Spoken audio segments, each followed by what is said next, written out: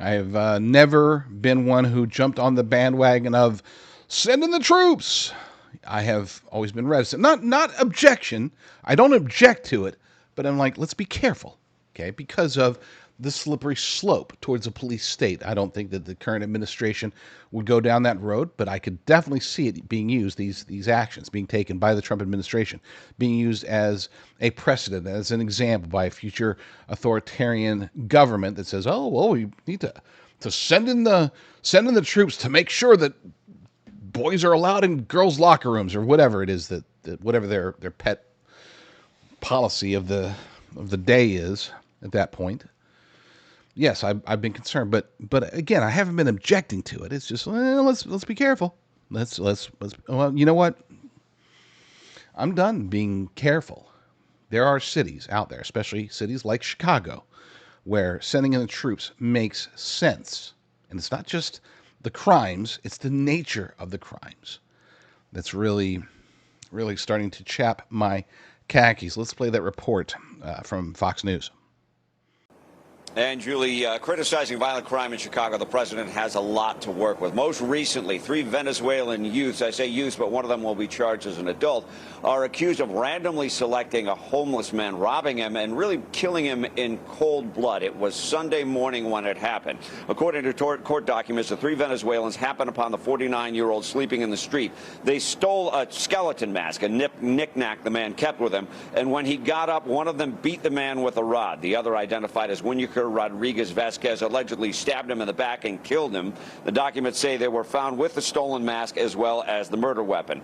That happened on the same weekend when the tree lighting ceremony and after party erupted in gunfire. 7 people were shot, ages 13 to 17. An hour later, a 14-year-old named Tyson Floyd was shot to death very near the federal courthouse downtown. All of this happened in the Loop, Chicago's business district. Illinois Democrats have been arguing that violent crime is down since the pandemic-related spikes in murders and carjackings, but one Chicago alderman objects to that.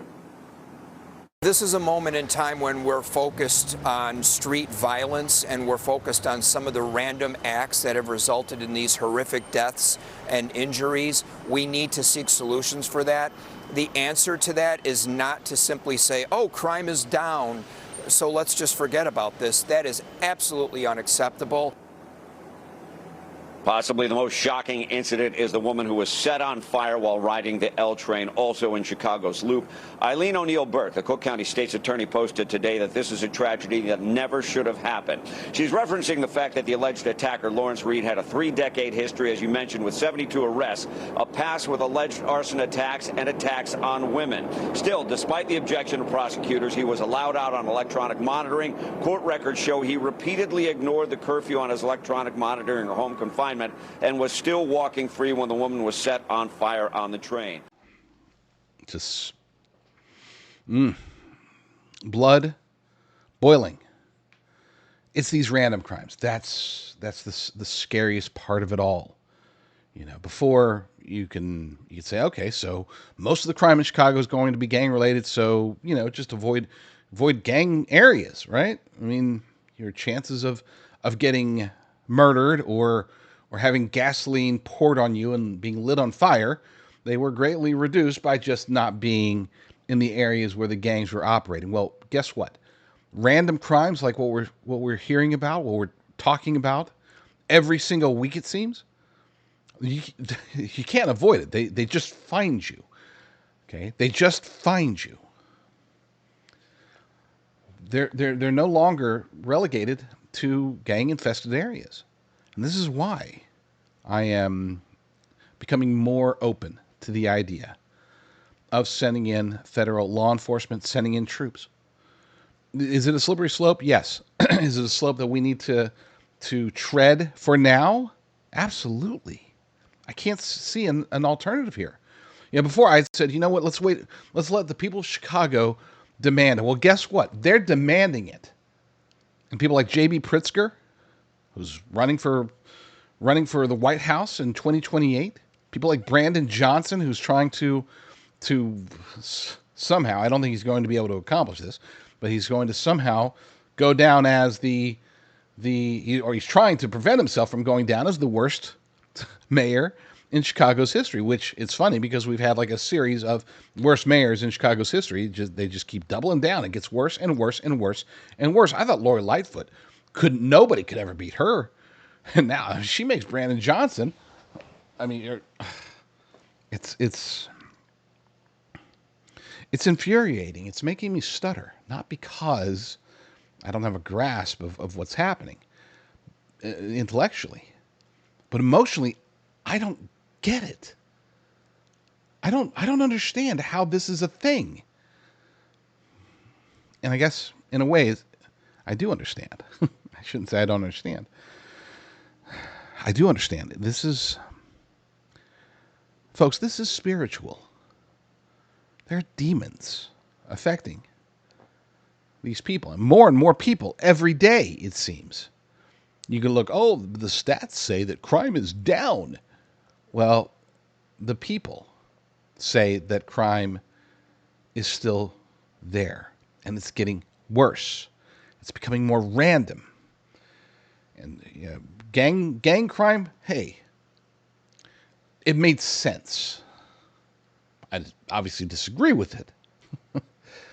but at least it's like, okay, well, they got killed because they were in a turf war with another gang. Okay, so you could disagree, but at least there's a reason. There's no reason to murder a man over a mask. There's no reason to pick out some random girl on a train and dump gasoline on her and light her on fire. This is demonic. There's a spirit that is encompassing the United States of America. We need to pray through this. We need to spread the gospel. We need to do the things that are necessary to go beyond revival. We need a spiritual revolution. We are, in my unfortunately accurate opinion, we are beyond the point of, we just need to get revival going. No, we need a full-blown revolution. We're in the middle of a spiritual war, and it's not just about Venezuelan migrants. It's not just about random crimes. It's not just about the rise of political Islam. It's not just about Democrats. This is a demonic attack upon the United States of America. And until we're ready to acknowledge that and to act accordingly, to engage in spiritual warfare more so than just sending in the troops. Sending in the troops, great, awesome, do it. But it's got to be more than that, because the troops aren't going to be enough, not against the evils. The powers and principalities that we're facing, they have far bigger plans than what a few thousand National Guardsmen can fix. But we still need to send them in, because it's still bad. It's still absolutely horrendous. It is, though. It is that time of year where it's time to make healthcare decisions, open enrollment. If you are wanting to get away, break free of the government-controlled health insurance industry, the Obamacare abomination, then the best way to do that is to talk to my good friends at America First Healthcare. Go to patriot.tv/health, patriot.tv/health, and just look around. See if there's something there that you like. See if maybe you can improve your healthcare situation, save some money, get better insurance. Patriot.tv/health.